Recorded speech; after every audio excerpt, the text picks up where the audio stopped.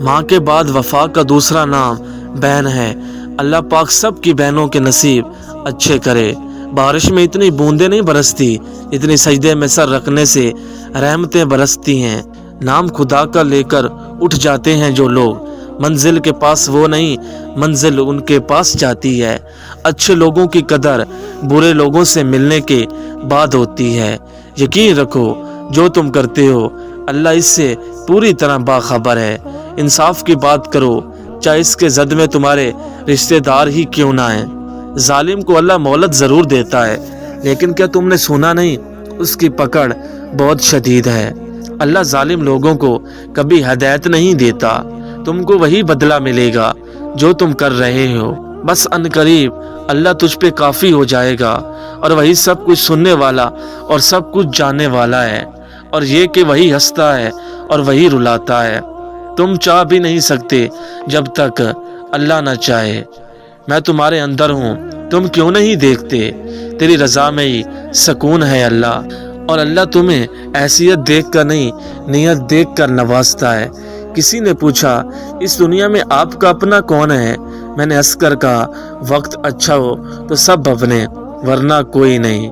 اور یقین جانو اللہ تم پر بہت شفیق مہربان ہے۔ تم اس کی حکمت کو نہیں جانتے مگر وہ رب تمہاری ہر تکلیف جانتا ہے۔ وہ رب آزماتا ہے تمہیں تمہارے دل کی قریب چیزوں سے۔ وہ عنقریب تمہارا رب تمہیں اتنا دے گا کہ تم راضی ہو جاؤ گے۔ معجزوں کے لیے صبر کرنا پڑتا ہے، قبولیت کے لیے سجدوں میں جانا پڑتا ہے۔ اے میرے رب میری مدد فرما۔ فرمان مصطفیٰ ہے نماز دین کا ستون ہے۔ اس نے نماز چھوڑ دی اس کا کوئی دین نہیں، اور ہم اس کی شارک سے بھی زیادہ قریب ہیں۔ ویران ہے وہ اس میں محمد اور آل محمد کا عشق نہ ہو۔ اسلام جیسا کوئی مذہب نہیں، نماز جیسی کوئی عبادت نہیں، اور جمعے جیسا کوئی دن نہیں۔ وہ دن یاد رکھو جس دن کسی بھی شخص سے نیکی کا جو کام کیا ہوگا اسے اپنے سامنے موجود پائے گا۔ اپنے کردار کو عظیم بناؤ، ہر لباس میں اچھے لگو گے۔ قرآن کہتا ہے کہ دلوں کا حال تم سے بہتر تمہارا اللہ جانتا ہے۔ وہ گنہگار کی بھی دعا سن لیتا ہے۔ اے انسان ہاتھ مایوس نہیں ہو گئے، اٹھا کے تو دیکھ۔ اللہ ان کو آزماتا ہے جن کو قریب لانا چاہتا ہے۔ توڑنے والے ہزار بیٹھے ہیں، جوڑنے والا صرف ایک اللہ ہے۔ حضرت علی نے فرمایا دو جہانوں میں سکون کا واحد ذریعہ اللہ تعالیٰ ہے۔ جس انسان سے اللہ پاک ناراض ہو جائے اس سے سجدے کی توفیق چھین لیتا ہے۔ حضرت علی نے فرمایا اگر فتح حاصل کرنا چاہتے ہو تو اپنی آواز میں نرم لہجہ پیدا کرو، اس کا تر تلوار سے بھی زیادہ ہے۔ ایک موقع ہمیں بھی دے سفر مکہ کا، سنا ہے تیرے گھر اور جنت میں کوئی فرق نہیں۔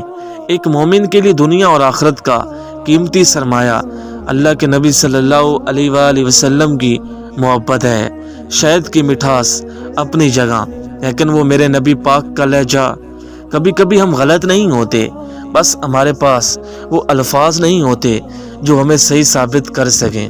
خوف انسان کا سب سے بڑا دشمن ہے۔ جس نے فجر کی نماز پڑھی وہ اللہ تعالیٰ کی پناہ میں آ گیا۔ وہ اسی کو حاصل ہوتا ہے جو اس کو پانا چاہتا ہے۔ اور اپنے رب کی کون کون سی نعمتوں کو جھٹلاؤ گے؟ یاد رکھو تمہارا صبر ہی اللہ سے کن کلواتا ہے۔ رمضان میں مانگی گئی دعائیں تو وہ تیر ہیں جن کے نشانے کا مقدر خطا نہیں۔ دعا تو کرو، اللہ کے آگے کچھ بھی ناممکن نہیں۔ تم دعا تو کرو، اس نے دعا فرض کی ہے، وہ سنتا بھی تو ہے۔ تمہارا کیا ہے؟ سب کچھ اللہ کا ہے، یعنی تم بھی۔ امام حسن نے فرمایا تمہاری عمر برابر گھٹتی جا رہی ہے، بس جو کچھ تمہارے ہاتھ میں ہے اس سے کسی کی مدد کر جاؤ۔ بار بار آنسو صاف کرنے کی بجائے ایک بار ہمت کر کے اپنی زندگی کو انہی سے صاف کر دو جو ان آنسوؤں کی وجہ بنتے ہیں۔ حقیقت پسند ہونے کا مطلب ہوتا ہے کہ زندگی میں سب کو آگے بڑھنے دینا اور ان کے راستوں میں رکاوٹیں کھڑی نہ کرنا۔ پردہ کرنے والی لڑکیاں جاہل نہیں ہوتی، یہ تو رب کی پسند کا مان رکھتی ہیں، اور اصل میں یہی دین اسلام کی شہزادیاں ہیں۔ انسان کا مقدر اتنی بار بدلتا ہے اتنی بار وہ اللہ سے دعا کرتا ہے۔ بے شک زندگی تھکا دینے والی چیز ہے، اور جب تم تھک جاؤ تو اپنے رب کو یاد کیا کرو، کیونکہ سکون تو صرف اللہ کے ذکر میں ہے۔ کبھی کبھی کسی سے اتنی شکایت ہوتی ہے کہ شکایت کرنے کو بھی دل نہیں کرتا۔ نہ آسان تھی، نہ ہے، اور نہ ہوگی زندگی۔ تو بہادر بنے، رب پر توکل رکھے اور مسکرایا بھی کرے۔ رابطہ عرش والے سے ہو، دنیا کی باتیں ضروری نہیں رہتی۔ اللہ کے ہاں محبت کا یہ اصول ہے، اللہ جتنا زیادہ تم سے محبت کرے گا تمہیں اتنی ہی زیادہ آزمائش میں ڈالے گا۔ میں نے کہا تھک چکا ہوں، جواب آیا اللہ کی رحمت سے نا امید نہ ہو، خاموش رہو، صرف خدا ہی تمہارے دل کا بوجھ ہلکا کر سکتا ہے۔ کیا انسان یہ سمجھتا ہے کہ اسے یوں ہی چھوڑ دیا جائے گا؟ اور اپنے رب سے بخشش مانگو، پھر اس کی طرف پلٹ کے آؤ۔ بے شک میرا رب نہایت رحم والا اور بہت محبت والا ہے۔ اس وسوسے ڈالنے والے کے شر سے جو وسوسہ ڈال کر پیچھے ہٹ جاتا ہے۔ خوبصورت عمل انسان کی شخصیت بن جاتا ہے، اور خوبصورت اخلاق انسان کی زندگی۔ تو ہم نے یوسف علیہ السلام کی دعا قبول کی اور اسے غم سے نجات دی۔ بے شک ہر انسان کو آپ کے رب ہی کی طرف لوٹنا ہے۔ غم نہ کرو، بے شک اللہ ہمارے ساتھ ہے، اور تم بغیر پروردگار عالم کے کچھ بھی نہیں چاہ سکتے۔ اور اگر تمہیں اللہ کوئی تکلیف پہنچائے تو اس کے سوا کوئی نہیں جو اسے دور کر دے۔ ہم نے ہر چیز کو ناپ تول کے ساتھ پیدا کیا ہے، اور اس دن سے ڈرو جس میں تمہیں اللہ کی طرف لوٹ کر جانا ہے۔ کیا تمہارے پاس ان لوگوں کے واقعات نہیں پہنچے جنہوں نے پہلے کفر اختیار کیا تھا؟ مومن تو وہ لوگ ہیں جو اللہ اور اس کے رسول کو دل سے مانتے ہیں۔ اچھائی کا بدلہ اچھائی کے سوا اور کیا ہے؟ یقیناً وہ واقعہ ضرور پیش آ کر رہے گا جس کا تم سے وعدہ کیا جا رہا ہے۔ تم بہت خاص ہو میرے لیے، اتنے خاص کہ باقی ساری دنیا مجھے عام لگتی ہے۔